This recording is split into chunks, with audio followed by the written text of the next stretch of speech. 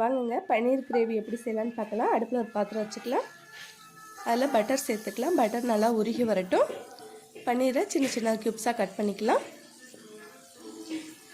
Butter நல்லா உருகினதுக்கப்புறம் பன்னீர் அதில் சேர்த்து நல்லா பொரிச்சு எடுத்துக்கலாம்.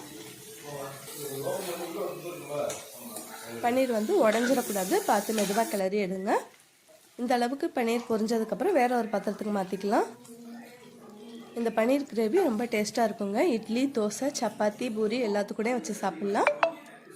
கொஞ்சமாக எண்ணெய் சேர்த்துக்கலாம். 1 ஸ்பூன் அளவு ஜீரகம் சேர்த்துக்கலாம். 2 பச்சை மிளகாயை நீளவாக்கில் கட் பண்ணிவிட்டு அதில் சேர்த்துக்கலாம். 2 பெரிய வெங்காயத்தை பொடியாக நறுக்கிட்டு அதில் சேர்த்துக்கலாம். நல்லா வதக்கி விட்டுடலாம். வெங்காயம் நல்லா வதங்கினதுக்கப்புறம் 2 தக்காளி எடுத்து பொடியாக நறுக்கிட்டு அதில் சேர்த்துக்கலாம். வெங்காயம் தக்காளி ரெண்டுமே நல்லா வதங்கி வரணுங்க.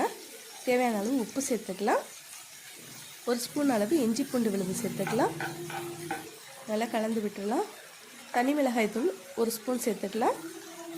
1/2 ஸ்பூன் அளவு கரம் மசாலா சேர்த்துக்கலாம். 1/2 ஸ்பூன் அளவு ஜீரகத்தூள் சேர்த்துக்கலாம். எல்லாத்தையுமே நல்லா கலந்து விட்டுடலாம். தேவையான அளவு தண்ணி சேர்த்துக்கலாம். இந்த வெங்காயம் தக்காளி எல்லாமே நல்லா வெந்து வரட்டும். ஒரு மூடி போட்டு ஒரு 5 நிமிஷம் மூடி வச்சிடலாம்.